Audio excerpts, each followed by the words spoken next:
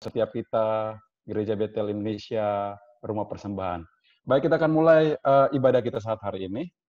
Sebelum kita mulai, mari siapkan hati kita untuk kita memuji dan menyembah Tuhan.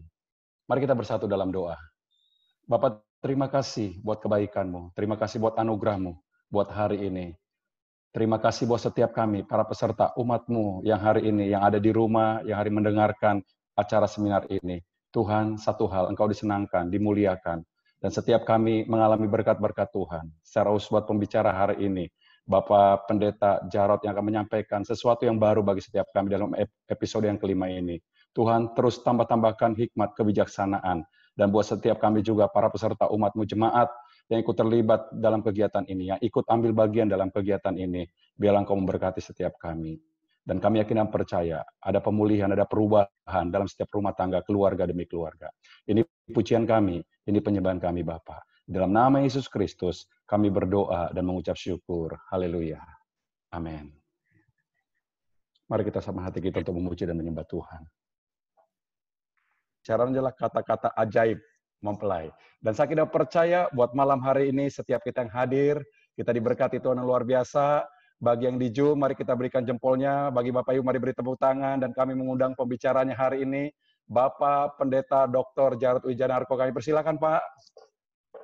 Ya, shalom semuanya. Selamat malam. Baik yang di streaming, saya selalu mengecek tiap sebelum mulai acara atau selesai acara ya. Dan biasanya yang di Facebook luar biasa, mencapai 2.000, 2.300 orang. Wow. Dan yang di Zoom memang nggak muat banyak-banyak, tapi ada keuntungan lebih, ya bisa menyampaikan pertanyaan. Nah, kita sekarang sudah di sesi yang kelima, saya akan sampaikan seperti biasa lewat presentasi PowerPoint supaya lebih jelas ya pelajarannya. Kita ada dalam serial pelajaran mengenai mempelai ilahi, yaitu sebutan untuk jemaat yang siap untuk memasuki pesta kawin anak domba. Itu adalah sebuah istilah terminologi untuk di akhir zaman Tuhan Yesus datang sebagai mempelai pria. Dan kita harusnya sudah bukan anak-anak rohani lagi. Kita sudah bukan bayi rohani lagi. Kita bahkan sudah bukan dewasa lagi, tapi menjadi mempelai. Sebuah istilah untuk kesempurnaan gereja. Kita mengejar ke arah sana. Kita bertumbuh ke arah sana. Kita bukan hanya mengejar dan mencari berkat, tapi kita mengejar kesempurnaan. Dan tentunya di dalamnya juga ada kebahagiaan di dalam pernikahan. Nah, Kitab Kidung Agung yang kita bahas sudah 5 sesi, dan saya nggak tahu masih ada berapa belas lagi, atau berapa kali lagi, tergantung ya kita pecah menjadi berapa, tapi yang pasti Kidung Agung ini ditulis oleh Salomo yang punya banyak istri, tapi gadis sulam itu permaisuri yang paling dicintai. Tentunya menjadi menarik ya. Kenapa dia paling dicintai? Dan sebenarnya di sini ini ada gambar. Maaf saya promo sedikit. Di slide ini ada gambar sebelah kiri ini judulnya Mempelai Ilahi, itu cover buku yang saya tulis. Jadi pelajaran ini sebenarnya saya sudah membukukan. Cuma karena PSBB ini ya bukunya habis, nggak berani nyetak lagi karena tokonya pada tutup, mallnya tutup. Tapi Bapak Ibu bisa mengedownload e-booknya. Jadi kalau streamingnya ini juga didengar, misalnya YouTube-nya, Facebook-nya dari Eropa, Amerika, ya saya di mana dapat bukunya? Gitu ya. Bisa di-download dari seluruh muka bumi, yang penting ada internet, ada pulsa, di Google Play. Judul bukunya adalah Mempelai Ilahi. Ya, kita lanjutkan. Nah, Mempelai Ilahi itu adalah istilah saya untuk membedah kitab Kidung Agung. Nah, logikanya sederhana, yaitu kenapa gadis sulam ini paling dicintai di antara para istri yang lain. Rahasia ini besar, tapi yang aku maksudkan adalah hubungan Kristus dan jemaat. Dalam kitab Wahyu juga ada 7 gereja, tapi hanya 1 loh yang dipuji-puji. Semua gereja memuji Tuhan kalau hari Minggu. Tapi apakah semua gereja dipuji Tuhan? Hanya Tuhan yang tahu. Tapi saya rindu kita menjadi pribadi yang dipuji Tuhan. Kalau kita belajar dari karakter gadis sulam sebagai ilustrasi mempelai wanita. Jadi itu adalah kerangka besarnya. Tapi kita akan belajar cukup detail mengenai pernikahan suami istri dengan kerangka pola pikir Paulus ini, bahwa Paulus dalam Efesus pasal 5 mulai ayat 22 sampai 31 menjelaskan detail sekali suami istri. Tapi dia punya tujuan sebenarnya juga sebagai ilustrasi hubungan Kristus dan jemaat. Jadi maka ketika kita belajar sekarang ini tentang perkataan mempelai, nanti juga saya akan mengajarkan mengenai sisi rohani dari pelajaran ini. Nah, perkataan mempelai, kita bawa ke hal yang praktis, nanti kita bawa ke hal yang rohani. Perkataan dalam pernikahan, ya, ini mempelai dunia nih, suami dan istri. Ini banyak ibu-ibu ini mengeluh ini ya, karena bapaknya kayak Herodes. Wah, kata-katanya kasar lah, bahkan kata-kata perempuan nakal, perempuan sundal yang saya bisa ucapkan itu diomongin ke istrinya. Lah sama juga ibu-ibu itu kalau ngomong sama suaminya, wah, kamu itu setan. Wah, lah kalau suaminya setan ya istrinya demit, setan kawin sama setan. Wah, ini saling menyetankan, saling sesat menyesatkan, bukan cuma gereja dengan gereja, antara suami dan istri. Nah, sekarang kita belajar dari gadis sulam. Kenapa Salomo tuh cinta banget sama istri yang satu ini? Tentu kita jangan belajar dari Salomo soal istrinya yang banyak ya. Tapi kita belajar nih kenapa istri satu ini dicintai banget sama Salomo. Nah, ternyata Salomo itu mengakui demikian dalam Kidung Agung pasal 4 ayat 11. Bibirmu meneteskan madu murni pengantinku, madu dan susu ada di bawah lidahmu.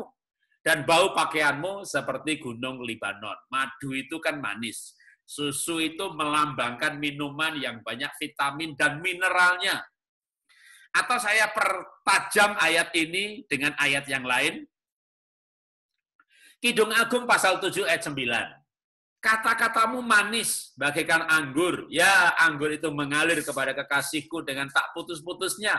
Melimpah ke bibir orang-orang yang sedang tidur. Jadi, kata-kata bibirnya meneteskan madu ini bukan berarti istri Salomo yang satu ini suka ngemut permen madu, lalu ketes-ketes, itu dilewer airnya, ya itu menjijikan. Ya, meneteskan madu murni ini bibirnya maksudnya mengeluarkan kata-kata yang manis. Nah, kalau Bapak Ibu saya nggak tahu gimana ini ya, kata-katanya, waduh Pak, kalau pasangan saya Pak, suami saya, istri saya Pak, itu kata-katanya pedes bagaikan cabai rawit yang paling sudah pedes panas. Waduh Pak, pedesnya Pak, nusuknya sampai ke hati, itu bicaranya udah selesai masih terngiang-ngiang. Wah itu udah, itu kata-katanya bagaikan api, lidah api yang membakar dari neraka.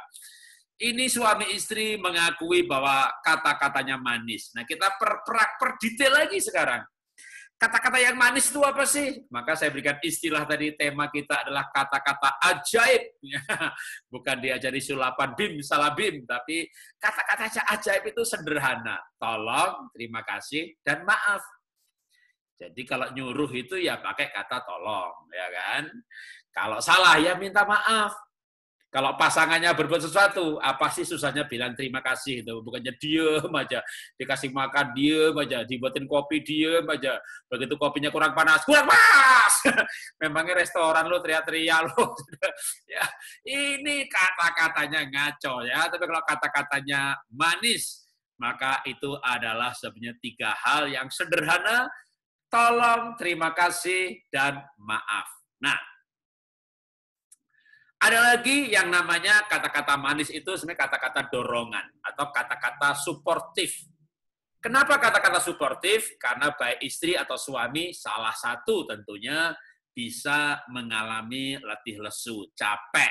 Bahkan seorang hamba Tuhan sekalipun, kalau suaminya pendeta, suaminya kayak saya misalnya motivator, tetap aja tidak sempurna. Jadi yang namanya orang hebat pun bukan sempurna. Suatu saat capek, letih, lesu, lelah, kehilangan semangat, ya.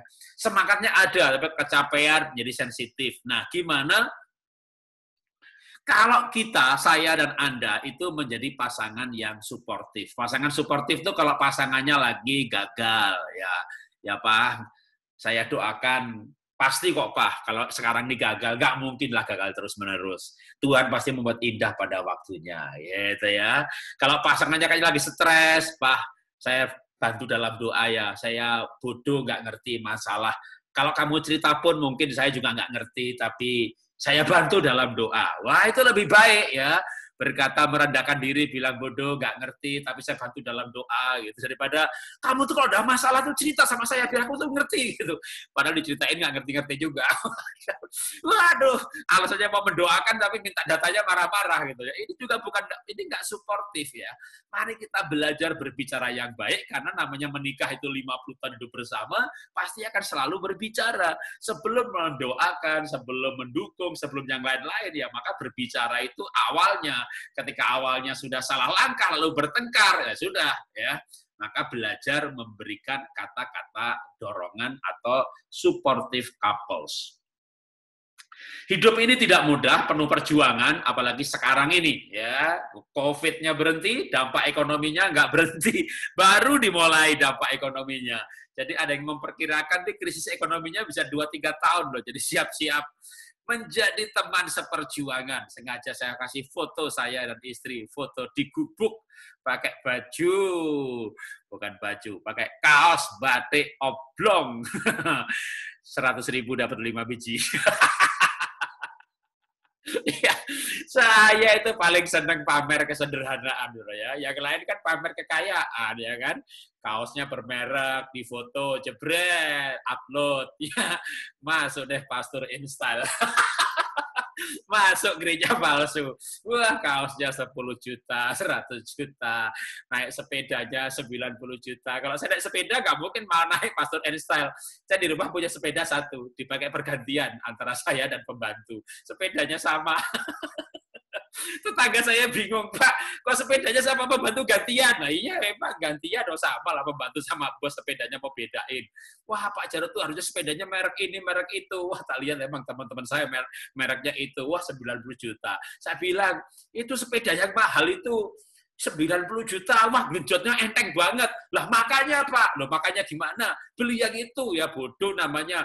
Wong sepedaan itu buat olahraga biar bakal kalori kok. Cari yang mahal, genjotnya enteng. Ya sejam nggak keringetan-keringetan. Lebih baik saya yang murah cuma 1 juta.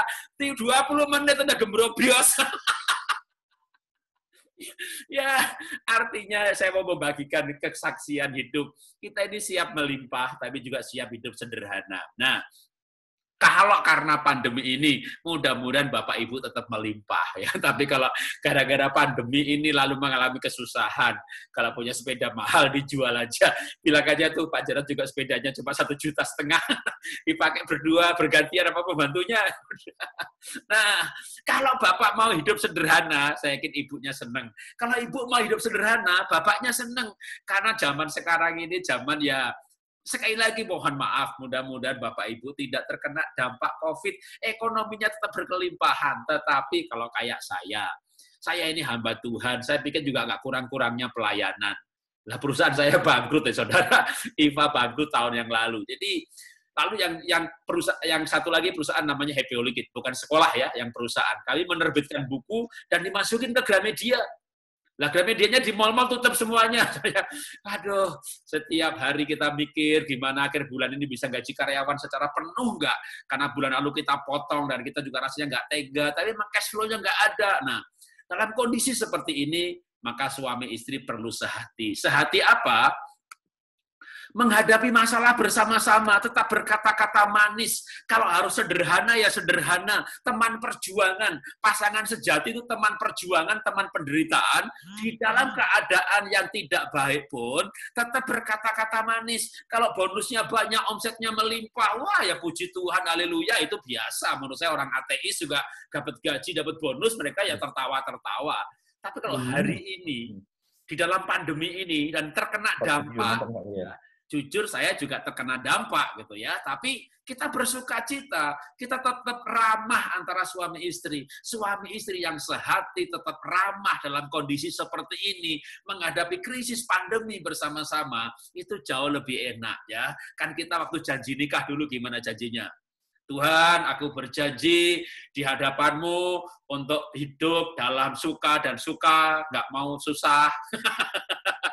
Nggak begitu kan janjinya, hidup dalam suka dan duka, ya, dalam senang dan susah. Karena kalau susah dijalani bersama-sama, jalaninya bisa senang. Ya, kita lanjutkan lagi. Teman sejati adalah teman seperjuangan, teman penderitaan, tetap berkata-kata lembut, manis, berkata-kata ajaib, yaitu tolong, terima kasih, thank you, dalam keadaan yang sulit sekalipun. Saya bacakan quote bagian pertama. Wanita yang memenuhi hatinya dengan cinta kasih, mampu menguasai lidahnya, berkata-kata lembut dan manis, menjadi ibu dan istri yang baik. Ya, karena memang ayatnya mengenai gadis sulam, jadi ini quote-nya mengenai wanita, tentu berlaku juga untuk suami atau pria. Perkataan mempelai. Waduh, suami istri ribut terus, gak ada habisnya dari pagi sampai sore. Dah, pokoknya omongannya negatif terus. Itu membuat pasangan pasti gak betah di rumah. Ya, gak betah, udah akhirnya dia keluyuran deh. Wah, padahal waktu keluyuran ini zaman PSBB. Kalau di Jakarta sudah agak longgar, saya nggak tahu di Medan. Ini ceritanya waktu zaman dulu masih ketat-ketatnya, polisi di mana-mana. Wah, bapak-bapak ditangkap. Pak, bapak kenapa keluyuran? Nggak takut kena COVID? Enggak. Lah kenapa nggak takut? Yang di rumah lebih menakutkan. Itulah kata Salomo berkata bahwa lebih baik tinggal di atas sotoh rumah daripada diam dengan perempuan yang suka bertengkar. Itu kata Salomo ya. Salomo laki-laki, suami yang bijaksana, tapi dia pun berkata bahwa lebih baik tinggal di atas plafon atau sotoh rumah daripada diam dengan perempuan yang suka bertengkar. Ya. Salomo berkata tentang gadis sulam. Saya ulangi lagi, saya bacakan Kidung Agung 4 ayat 11. Bibirmu meneteskan madu murni, pengantinku, madu dan susu ada di bawah lidahmu, dan bau pakaianmu seperti gunung Libanon. Susu artinya vitaminnya banyak, mineralnya banyak, minuman yang mengandung banyak vitamin, ilustrasi untuk perkataan yang berisi pengajaran. Maka Salomo juga menulis Amsal 31. Ia membuka mulutnya dengan hikmat, pengajaran yang lemah lembut ada di lidahnya. Sebagai suami, sebagai istri, sebagai pasangan, sebagai mempelai, mari kita belajar perkataan kita ini ada isinya. Ya, atau dengan lain kata-kata pengajaran. Menguasai mulut untuk mengajar dengan hikmat dan kelemah lembutan di dalam persahabatan, termasuk untuk parenting. Ya, kalau ibu-ibu, bapak-bapak untuk berbicara dengan anak, maka berbicara itu mengajar, menyampaikan pengajaran. Maka Alkitab ada ayat yang lain berkata, kalau engkau berbicara seperti orang yang menyampaikan firman, seperti orang yang mengajar. Ya. Jadi ada isinya. Saya berikan kesimpulan lagi bagian 2. Wanita yang belajar firman Tuhan pasti akan mampu berbicara nilai-nilai kehidupan yang menumbuhkan iman dan harapan. Tentunya juga bukan hanya wanita, tapi bapak-bapak, suami. Apa yang terjadi dengan pernikahan ketika satu sama lain mulai berbicara kasar, maka akhirnya malas berbicara, dan ketika malas berbicara menjadi orang asing. Maka mari kita belajar berkata-kata manis dan berisi. Nah, gimana caranya? Makanya Yakobus pasal 1 ayat 19 menasihati demikian. Hai saudara-saudara yang kukasihi, ingatlah hal ini. Setiap orang hendaklah cepat untuk mendengar, tetapi lambat untuk berkata-kata, dan juga lambat untuk marah. Sebab amarah manusia tidak mengerjakan kebenaran di hadapan Allah. Supaya kata-katanya manis, penuh pengajaran, maka Yakobus mengajarkan. Belajar untuk cepat mendengar dan lamban berkata-kata. Nah, kadang kita sering kebalik. Kita ini cepat ngomong, lambat mendengar. Ngomong dulu gitu ya, tapi nggak dengerin. begitu ngomongnya panjang lebar, maksud saya itu bukan begitu. Ya, dia sudah dikomentari panjang lebar, maksudnya bukan begitu. Lah kan kamu belum selesai dengerin saya. Nah, itu terjadi karena cepat berkata-kata tapi lamban untuk mendengarkan. Nah, karena itu saya berikan kesimpulan bagian yang ketiga. Membangun relasi dengan cara menjadi pendengar yang sabar, komentar yang suportif, dan bercerita dengan antusias. Banyak relasi rusak karena kita nggak mau dengerin, maunya ngomong terus. So, apalagi yang lebih parah lagi, sudah nggak mau denger, nggak mau ngomong. Itu namanya menikahi patung bisu yang tidak ada bunyinya. Rahasia ini besar, tapi yang aku maksudkan hubungan Kristus dan jemaat. Demikian juga hubungan kita dengan Tuhan, atau bukan kita dengan Tuhan, tapi kita di dalam pelayanan. Kita sebagai pribadi, sebagai mempelainya Tuhan, maka kita juga perlu belajar menguasai lidah perkataan, karena Amsal 18:21 berkata, hidup mati dikuasai lidah, siapa menggemakannya akan memakan buahnya. Karena itu, mari kita menggemakan yang baik. Barang siapa tidak bersalah dalam perkataannya, ia adalah orang yang sempurna. Kata Yakobus 3 ayat 2. Bukankah tadi saya katakan di awal, kita ini orang yang mengejar kesempurnaan. Kalau kita sebagai gereja yang percaya bahwa ini akhir zaman, maka kita mengejar kesempurnaan. Karena di akhir zaman firman Tuhan berkata, pada akhir zaman nanti hendaklah roh, jiwa, dan tubuhmu sempurna. Apa artinya? Kesempurnaan. Tapi kesempurnaan itu ada pada orang yang tidak bersalah dengan perkataannya. Maka supaya tidak bersalah dengan perkataan, pikir dulu sebelum berbicara. Sampai Yakobus berkata demikian. Kita mengenakan kekang pada mulut kuda, sehingga ia menuruti kehendak kita. Dengan jalan demikian, kita dapat juga mengendalikan seluruh tubuhnya.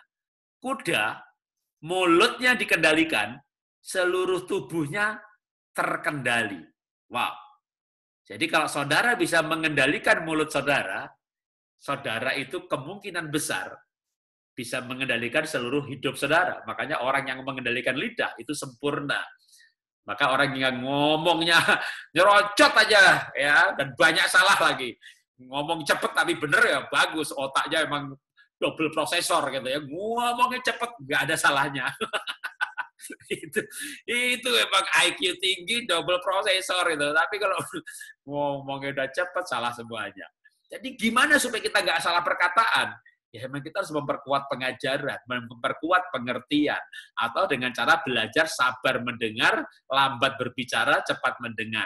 Kalau kita bisa menguasai perkataan, atau bahkan ada istilah memperkatakan firman, memperkatakan kebenaran, bahkan kita bisa mendeklarasikan, misalnya berkata, aku ini orang baik, aku akan jadi suami yang lebih baik, daripada aku ini kenapa salah terus ya, emang saya laki-laki nggak benar, saya selalu salah. Akhirnya salah beneran lagi. Hidup mati dikuasai lidah, ucapkan yang baik, deklarasikan yang baik. Maka kita bisa, kalau kita sambung yang minggu sebelumnya, sesi yang lalu, gambar diri, citra diri. Kita perlu punya citra diri yang baik. Bahwa aku ini hamba Tuhan, aku ini adalah, kita bukan pendeta, saya juga pengusaha, tapi saya deklarasikan, saya hamba Tuhan. Mulut saya mendeklarasikan demikian, hidup saya dipengaruhi sama apa yang saya ucapkan. Itu itu maksud dari kata-kata atau ayat-ayat yang kita bahas ini. Kita lanjutkan lagi. Dan lihat saja kapal-kapal walaupun amat besar dan digerakkan oleh angin keras, namun dapat dikendalikan oleh kemudi yang kecil, menurut kehendak juru mudi. Tapi kemudinya kecil ini bisa mengendalikan kapal yang besar sekali. Demikian juga lidah. Ini soal kemudi ini hanya untuk ilustrasi, ya kan? Maka dilanjutkan ayatnya. Demikian juga lidah, walaupun suatu anggota kecil dari tubuh, namun dapat memegahkan perkara besar. Lihat betapapun kecilnya api, seperti lidah api. Ya, lidah lagi, membakar hutan yang besar. Lidah pun adalah api, kalau ayat selanjutnya malah. Ia mengambil tempat di antara anggota-anggota tubuh kita sebagai sesuatu yang dapat menodai seluruh tubuh dan menyalakan roda kehidupan. Saudara bisa ketik di Google roda kehidupan, dan itu ternyata roda kehidupan itu adalah bagian-bagian kehidupan yang bisa digerakkan oleh lidah api. Karena lidah seperti api yang menggerakkan roda kehidupan. Wih, ternyata banyak sekali aspek hidup yang bisa dipengaruhi oleh apa yang kita ucapkan. Karena itu lidah mempengaruhi seluruh tubuh dan menyalakan roda kehidupan. Saya ini termasuk orang yang dulunya banyak salah ngomong. Karena orang sanguin, ya kan? Temperamen dasar saya sanguin, foto karakter saya kuning. Kecenderungan perilakunya yang negatif, misalnya kebanyakan ngomong nggak dipikir dulu. Itu kesalahan saya yang paling kuat. Tapi bisa loh sekarang ini hampir-hampir jarang salah ngomong gitu ya. Kenapa? Ya latihan. Ya karena saya mulai sadar bahwa ternyata lidah saya ini bisa menggerakkan seluruh roda kehidupan. Roda ekonomi, roda kesehatan, harapan hidup. Maka mari kita perkatakan hal-hal yang baik, termasuk memperkatakan pernikahan. Kalau berdoa jangan begini, Tuhan, kenapa Tuhan kasih saya makhluk satu yang susah dimengerti? Kayak setan begini, Tuhan. Memang ini membuat karakter saya dibentuk, tapi bukan terbentuk, Tuhan. Kalau begini terus hancur Tuhan hidup saya sama yang satu itu. Nah itu ada memperkatakan yang jelek mengenai pasangan. Pasangan yang jelek ada sisi positifnya nggak? Ada, kita udah belajar ya kan mengenai sisi positif negatif. Coba perkatakan begini, Tuhan terima kasih untuk suami saya yang tegas. Dia galak banget sih, tapi masih tegas. Anda ucapkan, Tuhan terima kasih untuk suami saya yang tegas, yang tanggung jawab. Ucapkan dalam doa, itu akan menggerakkan roda pernikahan. Apa yang Anda ucapkan menggerakkan roda kehidupan. Itu kata Yakobus. Jadi pasti benar, karena Yakobus itu firman Tuhan, itu prinsip hidup. Karena itu saya berikan kata-kata penutup sebelum kita masuk tanya jawab. Ucapkan kata-kata benar, kata-kata iman, dan pengharapan. Maka berkat kehidupan dari Tuhan menjadi nyata di dalam hidup kita. Ya, baik di dalam pelayanan ataupun di dalam pernikahan. Kalau dalam pelayanan berarti kita berbicara hubungan kita dengan Tuhan, maka kata-kata yang manis, kata-kata ajaib itu pasti ya akan mempengaruhi roda kehidupan. Nah, sekarang kita akan masuk sesi tanya jawab. Istri saya dari tadi sudah bergabung, cuma tidak kelihatan. Ya, bukan rapture, tapi di sebelah saya. Sekarang akan bergabung untuk menjawab pertanyaan Bapak Ibu semuanya. Silakan bertanya di chatting boleh, private ke host boleh. Ya, Pak Timotius akan mengatur untuk sesi talk show. Ya, ini istri saya. Shalom semuanya. Ya, baik. Terima kasih Pak Jarod, luar biasa hari ini. Baik, Bapak Ibu, ada yang mau bertanya hari ini? Kami lemparkan bagi para peserta, silakan angkat jempolnya yang ingin bertanya. Ya, silakan. Ya, jangan malu-malu untuk bertanya. Ya, silakan. Ada? Ya. Iya, silakan. Ada yang mau bertanya, Bapak Ibu di sini? Pak Tansa nih kayaknya nih. Mau bertanya. Ya, Pak Tansa Sembiring ya. Kita ada di sini. Nih Pak ya. Pertanyaannya adalah pertanyaan buat Bu Esther. Wow. Ya, salam Bu. Salam. Laki-laki Indonesia, Asia kan biasanya nggak mau tuh bilang maaf. Tolong, I love you. Bagaimana dengan Pak Jarod di awal pernikahan? Ya, Bu, silakan Bu. Iya, Pak Jarod awal pernikahan pamit aja nggak bisa ngomong. Dia kalau pergi keluar dari rumah ya pergi aja. Saya sampai bingung kalau cariin dia. Ya, dulu belum zaman HP seperti sekarang ya. Jadi saya bingung ini suami saya kemana. Ditanya orang, Pak Jarod kemana? Saya nggak bisa jawab. Jadi akhirnya saya bilang, yang kalau pergi kasih tahu dong mau kemana, pulangnya jam berapa. Dia bilang, enggak, ngapain ngasih tahu, yang penting kan saya balik ke rumah, katanya. Ya memang merubah orang itu sulit, ya makin dituntut, dia makin sengaja, gitu. Jadi gimana caranya? Ya saya tidak memaksa dia, tapi saya ngajarin anak-anak saya. Ya, jangankan dia bilang terima kasih, gitu, susah. Ya. Jadi saya ngajarin anak-anak saya selalu, untuk kalau pagi good morning gitu ya, ke Pak Jarod juga good morning ya, mau nggak mau kan dia jawab good morning gitu ya. Terus kalau dia habis nyetirin gitu nganter saya thank you, anak-anak juga saya latih ya, thank you Pak, thank you Ma, good night Ma, good night Pak. Lama-lama dia jadi kayak dari awalnya nggak bisa ngomong lalu mulai membalas ucapan selamat dari kami, lama-lama sekarang dia yang kebalik, ya kemana-mana pergi dia selalu saya ada di sini. Saya sudah nyampe di Makassar, saya sudah nyampe di Medan, selalu dia yang update status ke saya ya, info. Ya, jadi seperti itu. Jadi jangan dituntut, tapi dari kita dulu mulai ya, lalu kita didik anak-anak supaya suasana itu ada di dalam keluarga, mau nggak mau Pak Jarod berubah. Nah, saya mau tekankan ini. Apa arti ini semuanya? Tadi istri saya ngomong panjang lebar itu artinya apa? Artinya begini, dia nggak nasihati saya, tapi mendidik anak-anak, membangun suasana. Coba bayangin tuh, saya nikah anak 3 tahun, anak baru lahir. Lalu anak mulai bisa bilang terima kasih kan umur 5-6 tahun itu.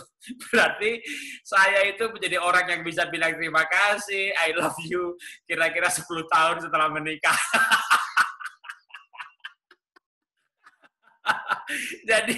Jadi memang berubah itu lama ya, nggak gampang. Jadi saya akui itu benar tuh istri saya bilang. Saya itu dinasehati itu susah banget.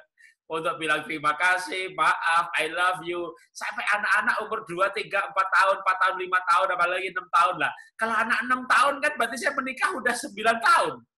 Ya, uang nikah anak pertama lahir 3 tahun kemudian. Jadi saya itu menikah udah 30 tahun. Ya, tapi lumayan kan, 20 tahun terakhir, katakanlah begitu, saya menjadi seperti sekarang ini.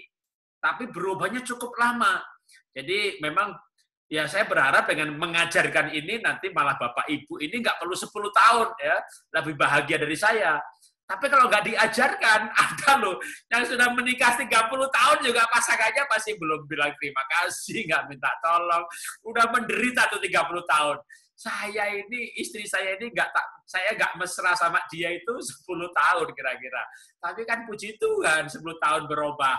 Kami 30 tahun menikah, jadi 20 tahun terakhir, wah kami hidup lebih bahagia. Jadi ya mudah-mudahan kalau Bapak Ibu salah satu di sini berjuang, nggak perlu 10 tahun seperti kami ya.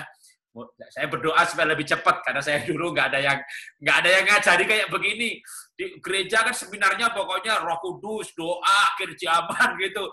Nggak ada seminar beginian, makanya saya belajarnya lama gitu ya. Tapi saya harap kalau Bapak Ibu ada seminar-seminar seperti ini, nanti berubahnya lebih cepat. Ya, Tuhan berkati.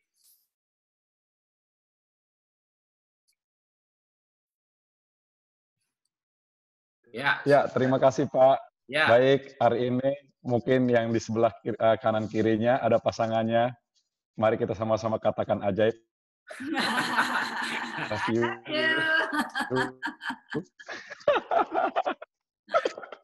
Thank you.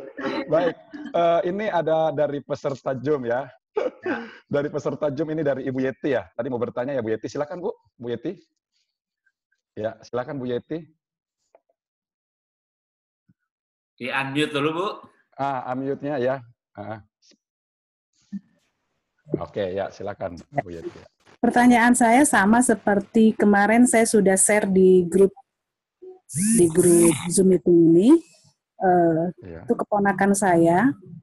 Dia punya teman chattingan lewat chattingan, berkenalan dengan orang Prancis dan hanya bertemu di video call dan sudah berencana bulan September ini akan menikah.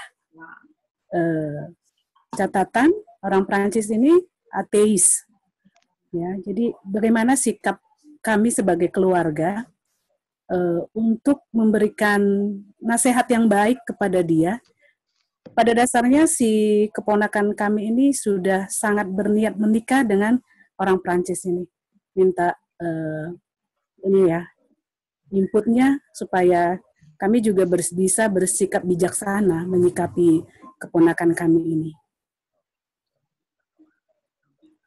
Ya, waduh, kenal lewat chatting kita nggak tahu ya. Sekarang ada face app, ada muka jelek jadi cakep, lalu ada LGBT, ya dia bener-bener cowok atau seneng sama cowok apa sama cewek normal apa enggak. Apalagi ateis, kita nggak tahu, itu bahaya banget sih, bahaya banget ya.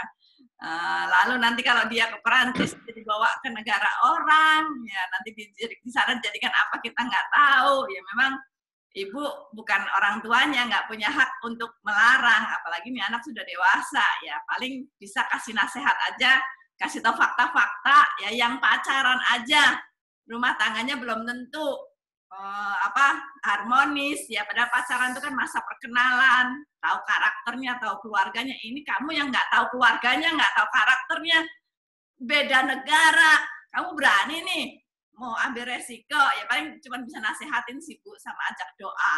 Ya, ayo saya mau doain kamu, ya bener nggak ini kehendak Tuhan. Tapi kalau dia tetap maksa, tetap nekat, ya ini hidup kamu, ya resiko kamu yang tanggung.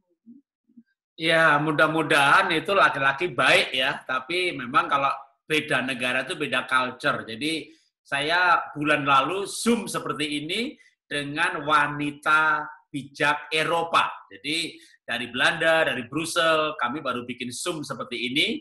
Dan waduh, pertanyaannya bikin saya kaget-kaget. Misalnya menikah dengan orang Eropa itu mereka harta terpisah dari awal. Jadi kalau mereka nanti ke Prancis misalnya begitu ya, harus siap-siap kalau nanti suami istri kerja sendiri-sendiri, duitnya sendiri-sendiri, pergi ke restoran, makan, bayar sendiri-sendiri gitu. Itu hal yang wajar banget. Lalu si laki-lakinya ini udah bikin ternyata warisan bahwa hartanya dia nanti diwariskan ke anak, bukan ke anak, bukan ke istri ya. Jadi kalau sampai di tengah jalan suaminya meninggal, maka kalau punya anak ke anak.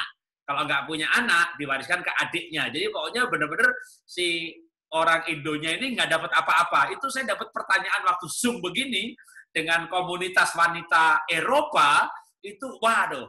Ada lagi yang kalau namanya ateis itu seksnya aneh-aneh. Jadi yang bagi kita nggak boleh kan bagi mereka boleh gitu ya. Jadi itu yang bikin kaget dan mereka misalnya ada yang bertanya lagi, Pak, suami saya minta saya seks setiap hari. Jadi saya itu kayak dijatah. Kalau 1 bulan misalnya kebetulan dia bukan seperti yang lain di mana dua-duanya kerja dan bayar sendiri-sendiri. Ini suaminya kerja, istrinya nggak kerja. Tapi dia kayak dikasih jatah katakanlah sehari itu $100 gitu ya. Ya untuk makan, untuk masak segala macam. Tapi seksnya 1 hari 1 kali.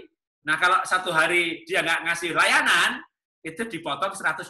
Jadi kayak, wah itu pertanyaan-pertanyaan yang membuat saya kayak, wow budaya Eropa beda sekali dengan di Indonesia. Jadi itu kalau dia hanya 6 bulan, dia harus ngerti banyak cerita mengenai pernikahan di sana.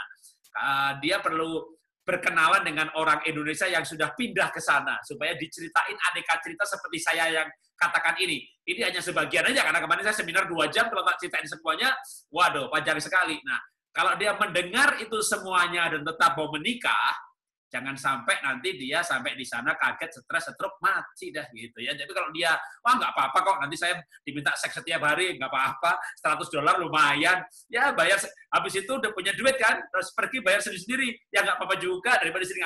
Dia harus dengar cerita dulu mengenai budaya pernikahan Eropa, hukum pernikahan Eropa, dan gaya hidup di sana. Ya, kalau diceritakan semuanya, dia mengambil keputusan. Karena dia sudah dewasa, dia harus siap dengan konsekuensi keputusan itu. Tapi kalau kita tidak memberitahu, kita salah. Ya, oke, Tuhan berkati. Pak, baik masih ada yang mau bertanya?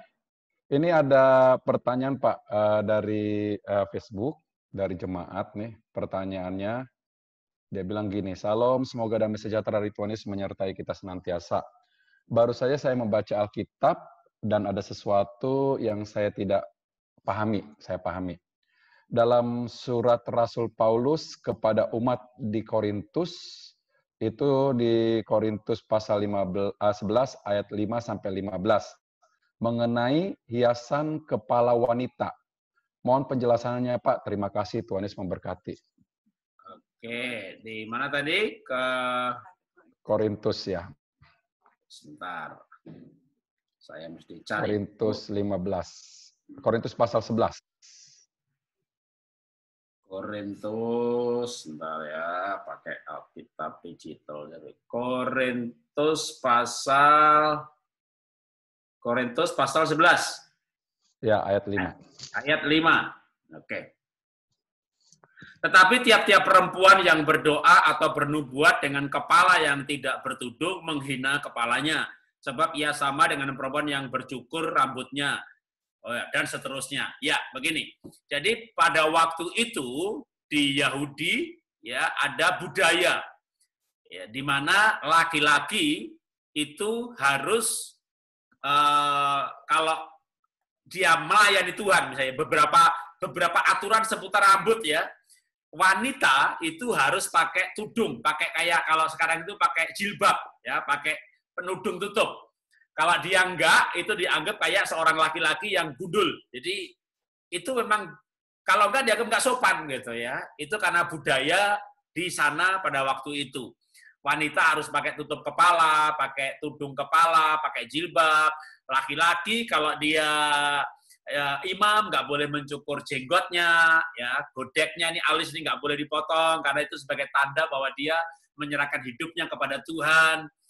Kalau laki-laki justru kalau dalam ruang ibadah maka dia topinya harus dicopot dan seterusnya.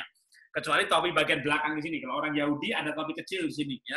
Kalau ada lihat CNN atau berita di luar negeri walaupun dari Amerika, kalau dia membalikkan badannya seperti misalnya Bill Gates dan lain-lain ada topi hitam kecil, nah itu berarti orang Yahudi. Nah, ini lebih banyak ke sebenarnya soal budaya etika mengenai sopan santun pada waktu itu mengenai ibadah ya. Jadi kalau sekarang misalnya di Indonesia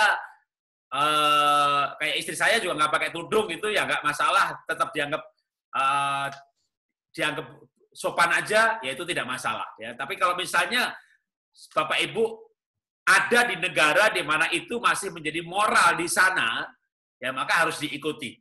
Karena itu sebenarnya bicara mengenai kalau dalam ayat yang lain Paulus juga mengajarkan jangan jadi batu sandungan gitu ya. Jadi misalnya kita bicara bukan pakai tutup kepala nih, ke gereja pakai celana pendek gitu. Mungkin di Jakarta nggak apa-apa.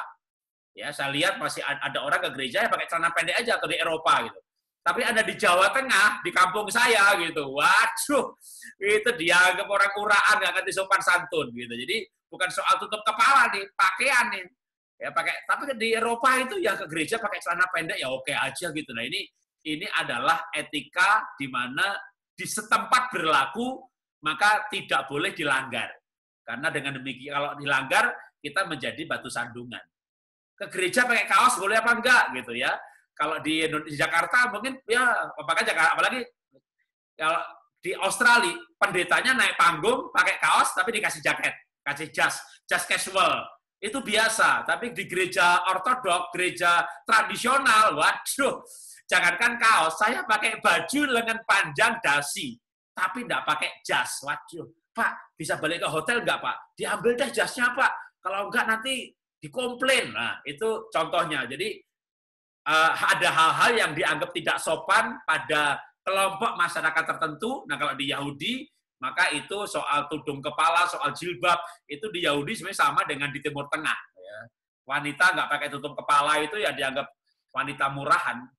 Tapi itu tidak berlaku di negara bagian yang lain. Oke, makasih.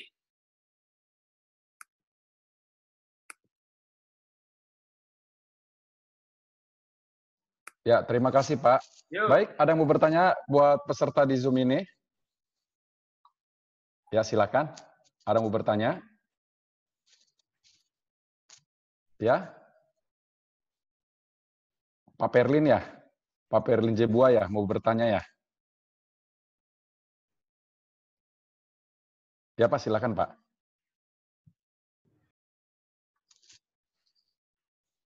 Iya, belum Pak, diaktifkan dulu Pak. Oke, ya, silakan Pak.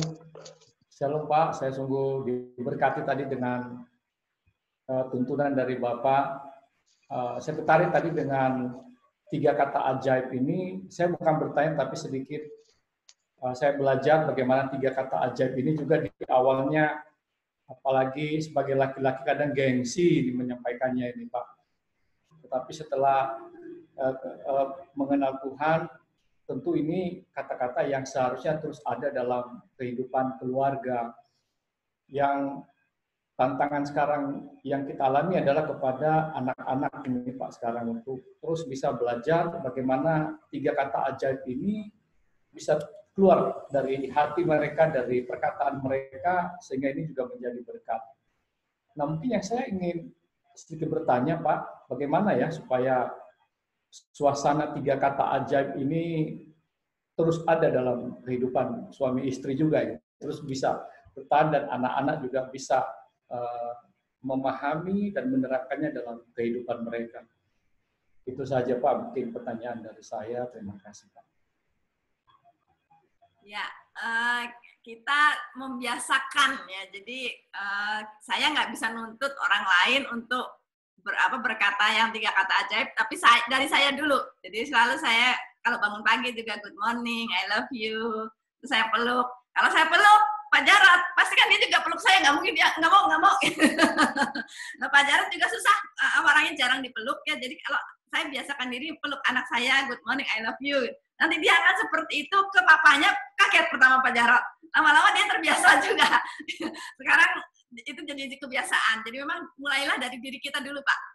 Yang mengerti bahwa ini 3 kata ini ajaib sekali.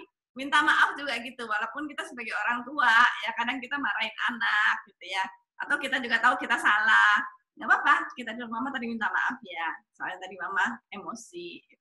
Nah, nanti, oh iya Ma, oke Ma. Jadi mulai dari kita dulu deh.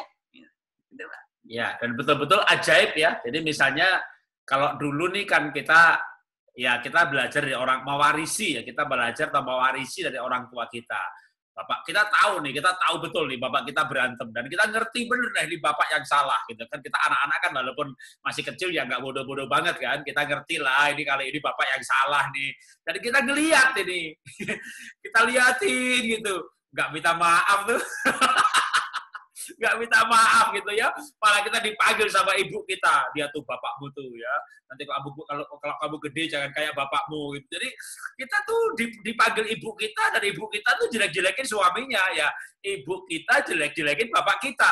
Itu bagian dari kehidupan saya. Jadi jujur saya ini tidak lahir di keluarga, haleluya, puji Tuhan, haleluya, 3 kata ajaib ini. Lalu kita menikah. Nah, menikah itu membangun budaya baru. Awalnya saya tidak terbiasa, tapi lama-lama ketika paling tidak istri saya berkata terima kasih, dia bilang waktu dia salah dia minta maaf gitu. Saya pikir kok ya ini perempuan baik juga ya. Jadi saya itu mulai mikir gitu ya, lalu mulai merasakan bahwa itu sikap yang baik. Nah, sikap itu kan menular. Terus suatu saat misalnya kami pernah bertengkar di awal-awal pernikahan. Terus saya nih mau bilang minta maaf kan juga berat banget. Kita lihat bapak kita nggak pernah minta maaf, dan akhirnya ya ibu ya bertahan juga, nggak minta cerai juga walaupun sempat minta. Akhirnya juga ya nggak usah lah minta maaf gitu. Yang penting saya berubah, yang penting saya tanggung jawab, yang penting saya nggak selingkuh, yang penting saya kerja cari duit. Tapi lama-lama ya saya belajar minta maaf. Nah, kenapa saya bilang kata ajaib? Begitu saya minta maaf, ini di awal pernikahan ya, saya menikah 30 tahun, itu boleh dikatakan 20 tahun terakhir kita sudah terbiasa banget, tapi di awal pernikahan ini, kita pernah bertengkar, lalu 5 hari, 3 hari itu baru baik-baikan lagi. Tapi kalau misalnya paginya bertengkar, lalu malamnya ini kita berani maafin ya, gitu. Tadi saya emosi gitu, minta maaf gitu. Itu baiknya lebih cepat loh. Jadi benar-benar ajaib, itu benar-benar ajaib, karena ternyata minta maaf itu membuat keadaan jauh lebih baik. Apalagi kalau kita melangkah lebih lanjut sebenarnya. Setelah 3 kata ajaib itu adalah tindakan kemesraan. Yang ini sebenarnya akan nanti dalam sesi selanjutnya. Jadi misalnya tadi berpelukan. Jangankan berpelukan, wong 3 kata ajaib aja belum terbiasa, tapi akhirnya kami itu terbiasa. Kalau mau tidur nih, walaupun tidak akan bercinta, ya berpelukan, good night, cium pipi, bahkan kadang cium bibir, I love you, terus tidur. Bangun tidur, ya good morning, gitu ya. Kalau kami bangunnya hampir bareng, maka udah pasti begitu sadar itu berpelukan. Udah pasti aku cium pipinya dia, pasti saya bilang I love you.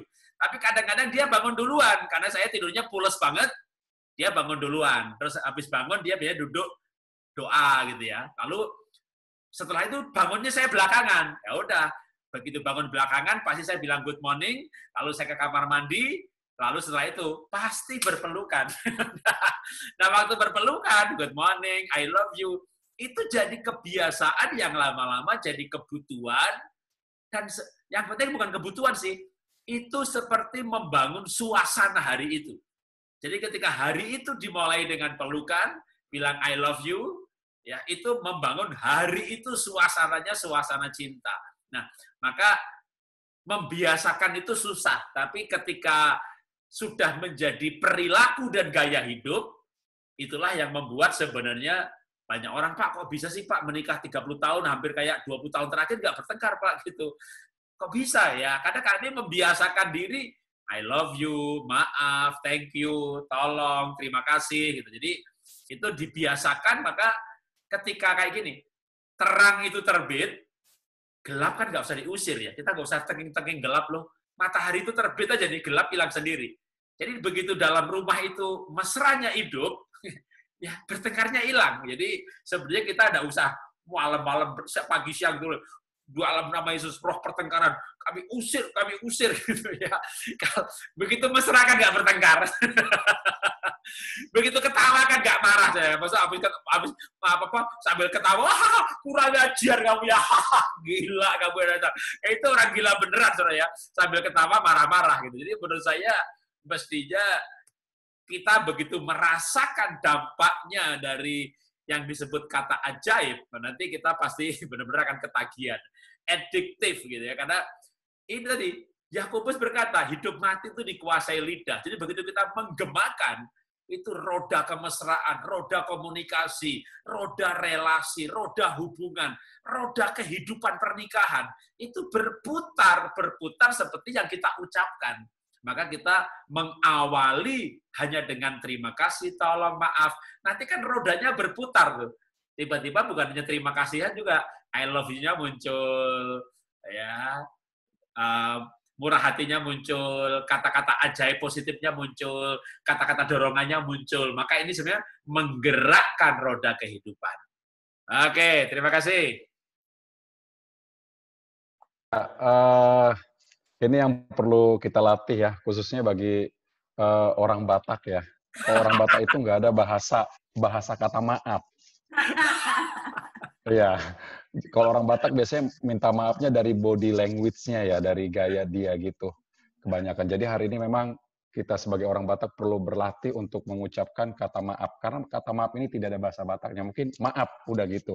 Tapi kata mencintai ada, au makolongiho, aku mencintaimu. Tapi untuk kata ini yang perlu kita latih sebagai kita orang Sumatera. Baik, Pak Jarod, ya. Ini ada pertanyaan dari jemaat nih. Kalau suami KDRT dipukul terus hingga bisa mengakibatkan kehilangan nyawa nantinya, bila tidak ada yang menghalangi ya, apakah pernikahan ini harus terus dipertahankan? Ya Pak, makasih Pak. Ya, perceraian tetap dilarang ya, Tuhan membenci perceraian.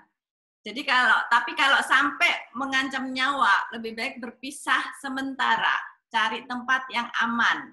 Ya, misalnya mungkin di rumah orang tua ya, atau kalau perlu lapor polisi ya, karena ini sudah menyangkut nyawa gitu.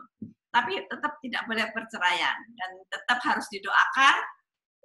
Kita sadar bahwa dia begitu karena ada iblis yang masuk dalam dirinya dia ya. Kita perangin iblisnya, lalu kita tabur kebaikan ya, pasti Tuhan akan tolong ya. Ya, perceraian bukan jalan keluar karena ada anak, ada masa depan, belum lagi konsekuensi perceraian yang Alkitab berikan itu cukup berat, sebuah konsekuensi. Nah, kalau KDRT sampai membahayakan ya yang paling pertama itu ya lari ya, dan berarti menghindar. Ya pergi ke rumah orang tua atau adik atau kakak atau teman. Nah, kalau bisa tempat yang larinya ini, adik, kakak, atau teman itu yang dipilih ini teman yang baik, yang rohani, jangan yang provokator. Provokator dalam arti begini, udah ceraiin aja, minta cerai. Kalau dia nggak mau, gugat sepihak aja, udah bisa kok, kucain lawyer. Nah, ini namanya provokator. Gitu. Jadi kita kalau di tempat di KDRT-nya itu sampai benar membahayakan ya. Nah, tapi kan juga perlu menyiasati. Ya, berarti gini, kapan ditempeleng? Ya saat bantah. Ya mulai sekarang jangan bantah. Kalau dia bicara udah diem aja. Kalau ikut bantah, wah udah banyak laki-laki, banyak suami itu kalau dibantah itu nggak sanggup bantah, karena emang kalau berdebat itu laki-laki pasti kalah. Laki-laki itu pasti kalah berdebat. Akhirnya dia main tangan tempeleng gitu. Jadi itu juga salah ya, tapi makanya jangan berdebat, jangan membantah. Diam aja, kalau diam ya nggak, jarang yang diam itu digebukin. Kebanyakan yang dipukul itu yang begitu bantah dipukul, maka jangan bantah. Jadi kayak menyiasati apa-apa yang bikin suami marah, ya udah jangan dilakukan gitu. Misalnya kalau makan terlambat, udah tahu suami pulang jam 5. Ya sudah jam 4:30 itu udah makanan udah siap. Jadi kita memang perlu menyiasati. Nah, kalau sampai membahayakan ya tadi ya bisa pisah sementara, tapi bukan bercerai. Nah, sambil berpisah itu berdoa, berpuasa, minta Tuhan jamah dia. Nanti kalau suaminya minta balik, ya kita bilang, kalau aku balik, tapi jangan gebuki, aku nggak sanggup. Jadi itu menikahnya konsekuensi dan ada dampak yang harus ditanggung akibat sebuah keputusan. Dan kalau karena KDRT, maka KDRT bukan termasuk perkecualian yang diizinkan untuk bercerai. Karena KDRT adalah perilaku yang dipicu misalnya karena tidak lahir baru atau dosa, maka tentu dibawa dalam doa supaya pasangan lahir baru. Jadi kalau dalam kitab Petrus, 1 Petrus 3 itu dikatakan demikian. 1 Petrus pasal 3 ayat 1-3. Hei istri-istri, tunduk hormat suami, supaya dengan demikian kalau ada mereka yang tidak taat kepada firman, maka bisa dimenangkan oleh kelakuan istrinya yang hormat, tunduk, taat. Jadi itu untuk ayat suami yang tidak taat firman. Kalau suami KDRT itu pasti nggak taat firman kan? Nah, disiasatinya malah justru Alkitab mengajarkan untuk tunduk, taat, soleh, hormat. Karena banyak orang yang melakukan KDRT itu merasa istrinya tidak menghormati dia. Walaupun istrinya mungkin berkata, ya tapi dia gila hormat, Pak. Iya, kalau dia nggak gila hormat, ya nggak pukul-pukul. Udah tahu dia gila hormat, maka berikan dia hormat. Gitu. Jadi, supaya nggak gila, karena namanya gila hormat. Yang dicari hormat, kalau nggak dihormati, dia bisa gila. Kasih aja penghormatan. Itu menurut 1 Petrus 3. Dengan demikian, malah dia nanti akan dimenangkan tanpa perkataan. Jadi laki-laki akan dimenangkan tanpa perkataan. Nah, banyak laki-laki nggak bisa dimenangkan karena ibunya banyak perkataan. Jadi dia ada hukum yang diajarkan oleh Petrus, 1 Petrus 3 ini mengenai menghadapi suami yang tidak takut Tuhan dengan cara hormat dan tunduk. Jadi itu tidak mudah pasti ya, itu tidak mudah. Makanya kalau nggak kuat, cari teman di kaum wanita, ibu gembala, pendoa syafaat, ya tempat larinya tadi teman-teman yang akan memberikan kekuatan dan bimbingan gimana menghadapi suami penganiaya ya. Ya, sampai di situ dulu. Yang pertanyaan tadi nih Pak ya. Ya. Pertanyaan begini Pak, ini dari jemaat. Ada teman ditinggal suaminya karena banyak hutang. Jadi istrinya yang bayar semua. Sekarang suaminya nggak tahu di mana. Salahkah kalau istri punya pendamping yang lain? Karena suaminya udah nggak tahu di mana sekarang berada. Ya Pak, itu aja Pak. Sebenarnya kalau menurut firman Tuhan masih belum boleh ya. Dalam kitab Roma dikatakan demikian. Seorang istri terikat dengan suaminya selama suaminya hidup. Namun jika suaminya telah meninggal, maka ia merdeka dan bebas dari ikatan itu. Itu kitab Roma. Nah, kalau suaminya udah pasti meninggal, maka boleh. Jadi kalau sekarang pergi nggak tahu kemana, maka ada baiknya dicari dulu. Kan zaman sekarang ini mudah carinya. Pergi ke rumah orang tuanya, pergi ke rumah adiknya, pasang pengumuman di Google, di Facebook, cari namanya, masukkan Instagram, nanti akan muncul, cari yang wajahnya yang karena begitu namanya Antok, katakan begitu. Muncul banyak banget, mana yang wajahnya, benar-benar dicari, tapi paling gampang mencari itu secara fisik, kita pergi ke rumah orang tuanya, adiknya, pamannya, ya nanti ketemu. Nah, kalau ketemu ternyata Pak dia sudah mati Bu gitu ya, haleluya gitu ya kan, boleh dia menikah. Karena kalau dianya masih hidup, ya aduh Tuhan kenapa belum dicabut Tuhan nyawanya ya gitu. Nah kalau dia sudah mati maka ibu pasti boleh menikah. Kalau dia hidup tergantung. Kalau dia hidup tapi waktu dicari itu ternyata dia sudah menikah lagi, pernikahannya sudah diberkati agama lain. bahkan sudah punya anak atau enggak esensi sebenarnya, tapi dia sudah diberkati pernikahannya oleh agama lain atau agama yang sama, oleh gereja lain. Jadi dia sudah, kan begini, orang menikah, orang bercerai itu sebenarnya tidak boleh menikah lagi. Kalau dia menikah lagi, dia disebut bejat seksual. Makanya kalau pasangannya sudah menikah lagi, artinya sudah bejat seksual. Maka yang ditinggal menjadi boleh. Jadi kalau pasangannya pergi, dicari dulu tapi.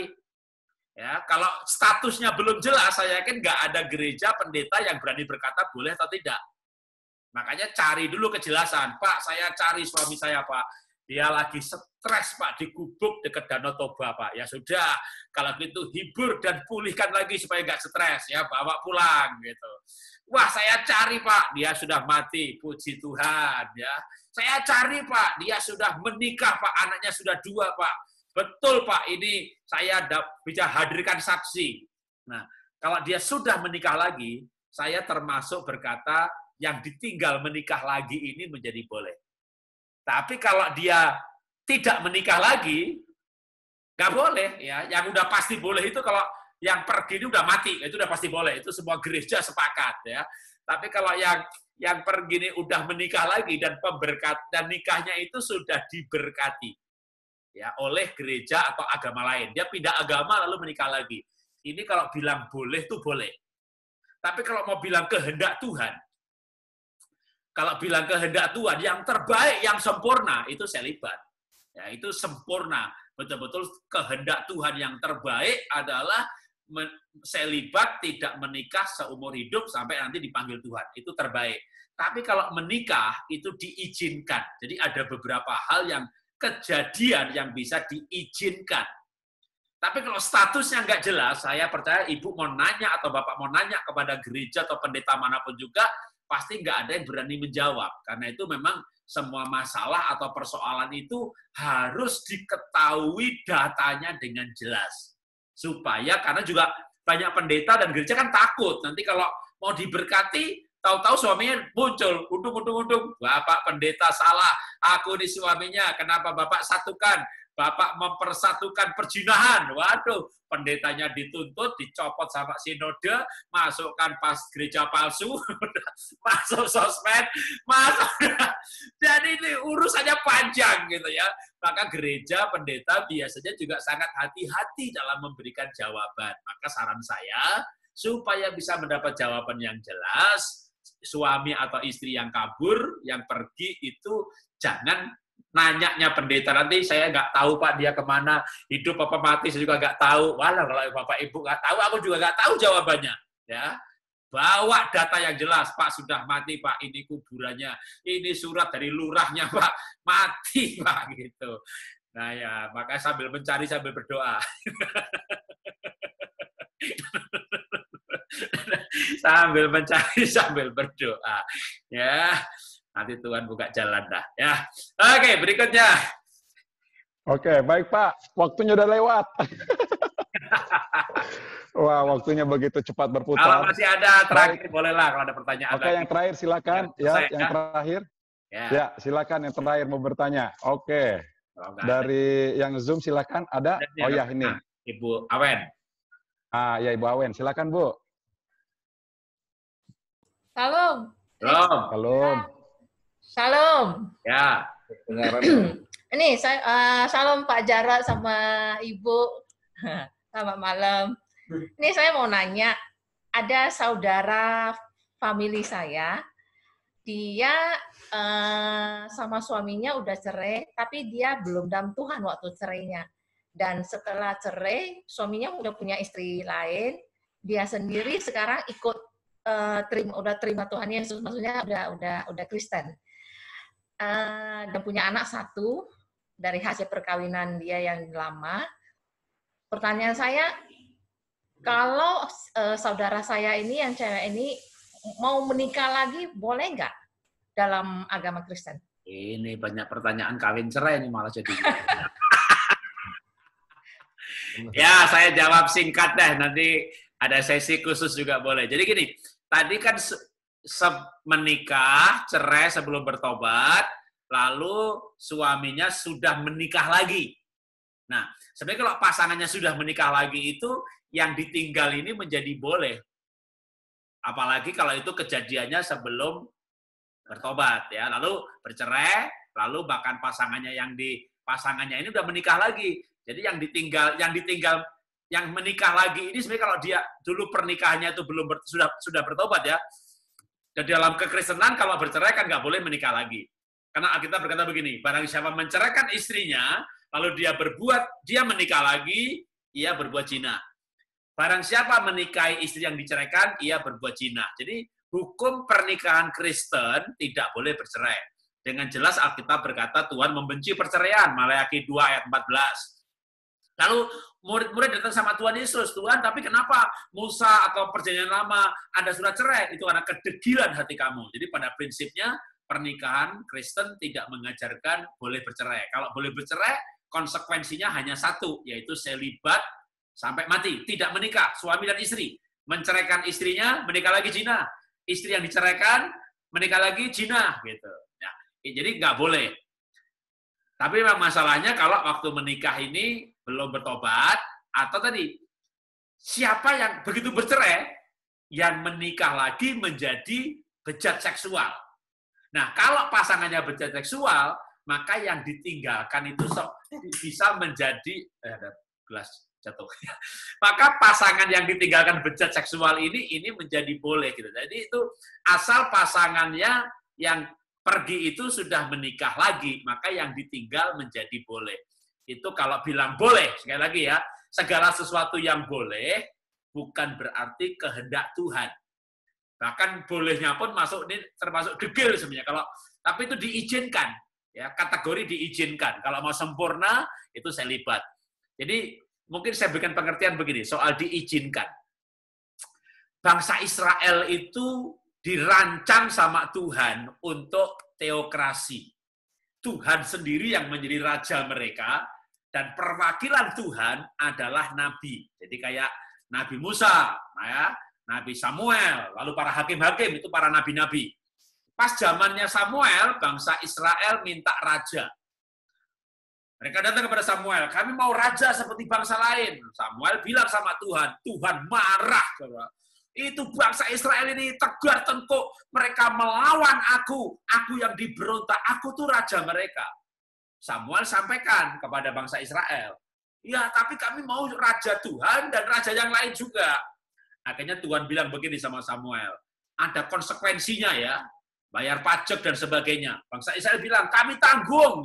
Tuhan tuh marah betul. Kenapa marah? Ini yang diberontak itu Tuhan.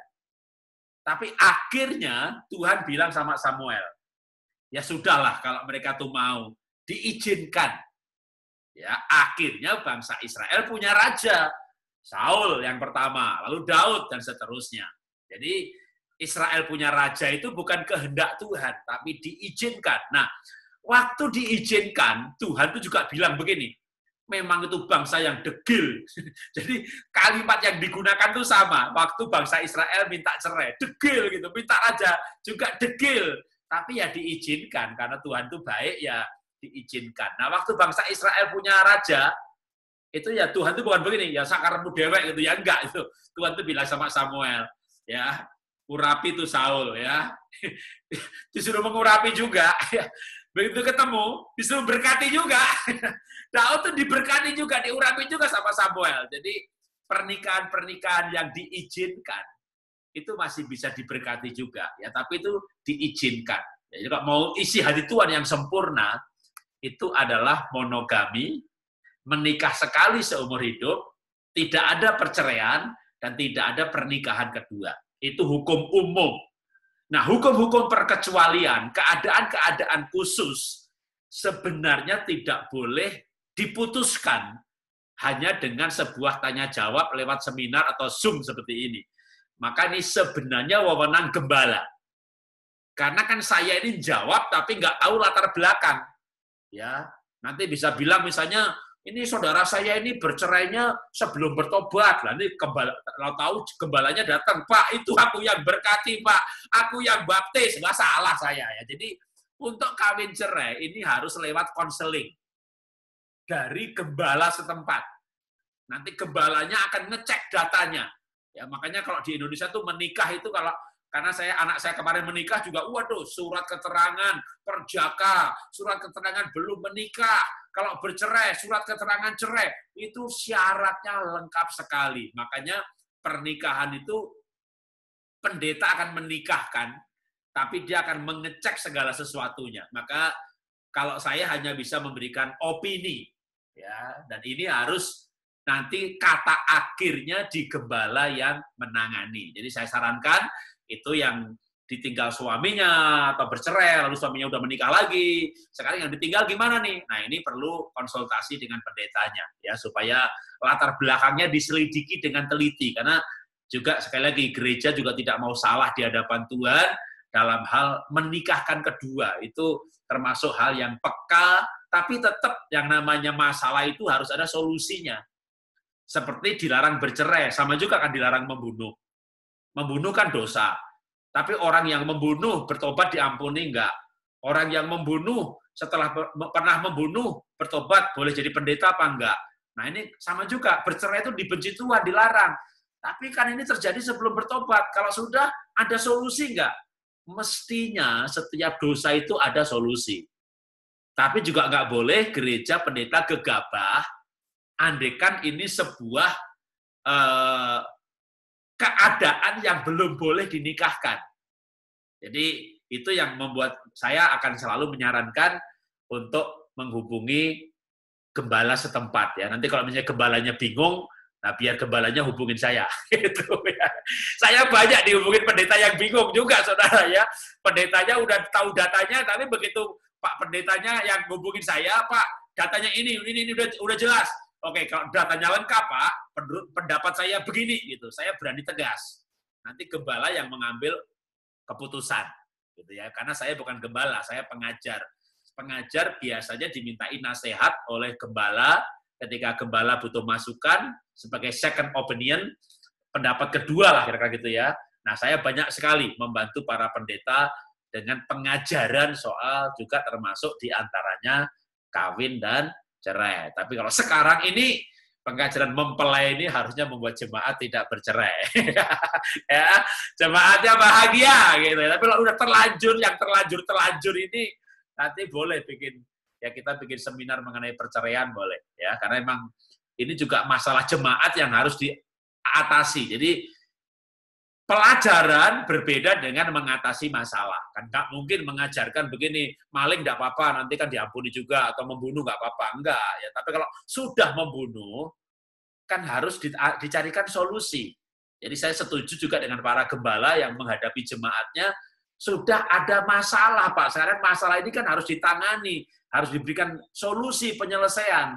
Jadi gereja juga harus memberikan solusi kepada orang-orang yang pernah berdosa atau pernah melakukan dosa, termasuk dosa perceraian. Ya, sampai untuk saat ini sampai di situ dulu jawabannya. Ya, Tuhan memberkati.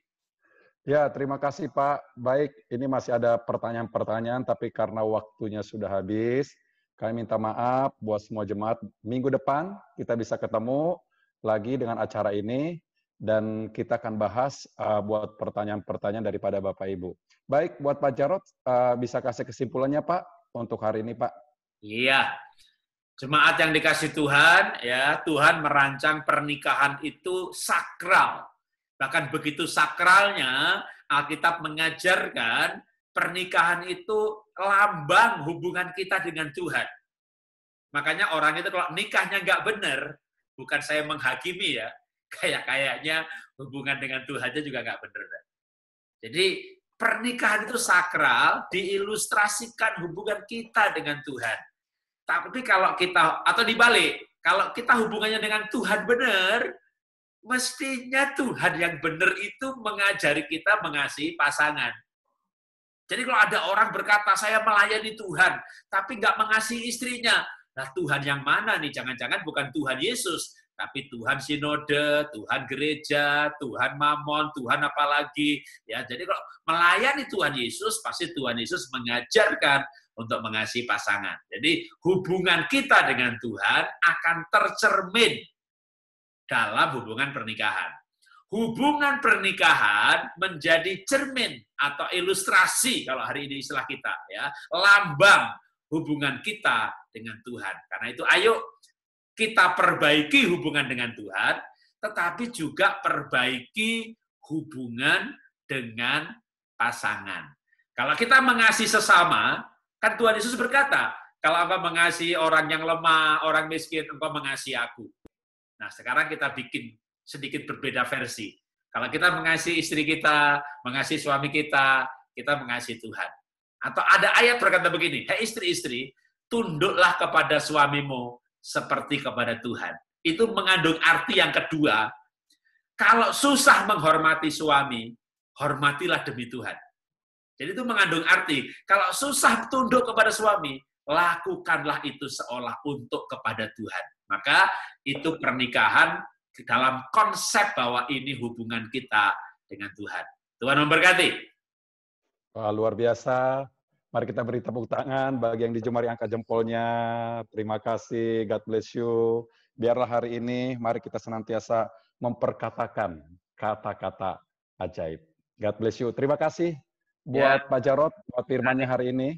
Sebelum kita akhiri ibadah kita hari ini, mari kita bersatu di dalam doa. Nanti Bapak Ibu selesai doa ini, jangan dulu langsung keluar, karena kita akan foto bareng bersama. Mari kita bersatu dalam doa. Bapak, kami berterima kasih buat hari ini. Buat berkat-Mu, buat firman-Mu yang menguatkan setiap kami. Biar setiap hari kami mengalami pembaruan dalam hidup kami. Ajari kami untuk memperkatakan kata yang ajaib, yang luar biasa di dalam rumah tangga kami, dimanapun kami berada hari-hari ini. Dan kami yakin dan percaya buat kondisi atas bangsa kami, atas Indonesia. Biarlah kata-kata ajaib yang terus kami perkatakan di dalam kehidupan kami. Dan kami yakin apa yang kami perkatakan akan terjadi dan Tuhan mengerjakan segala sesuatunya. Terima kasih buat para peserta hari ini yang sudah mendengar, yang mengikuti acara ini. Tuhan memberkati dan kami bisa melakukan segala sesuatu di dalam rumah tangga, di dalam lingkungan kami, di tengah-tengah keluarga kami ya Bapak. Terima kasih buat anugerah-Mu. Berkati Bapak Pendeta Jarot dan Ibu yang sudah memberkati kami, berkati keluarganya, berkati pelayanannya, semuanya Bapak, apa yang mereka kerjakan, semuanya berhasil. Terima kasih buat hari ini, dan kami juga, Tuhan, terima kasih dan mengucap syukur buat kebaikan Tuhan. Dan sebelum kami kembali ke tempat kami masing-masing, Tuhan buat malam hari ini, untuk istirahat Tuhan yang terus melindungi kami dan menjaga kami. Dan kami siap menerima berkat daripada Tuhan. Terimalah berkat yang daripada Allah Bapa, cinta kasih daripada Tuhan Yesus Kristus, serta persekutuan yang manis dengan Roh Kudus yang senantiasa menyertai kita sekarang sampai selama-lamanya, sampai Tuhan Yesus datang kedua kali. Setiap yang sudah diberkati, mari sama-sama katakan, amin. God bless you. Mari kita foto bersama. Ya, videonya ditampilkan semuanya, Bapak Ibu. Baik, bagi yang menyatakan terima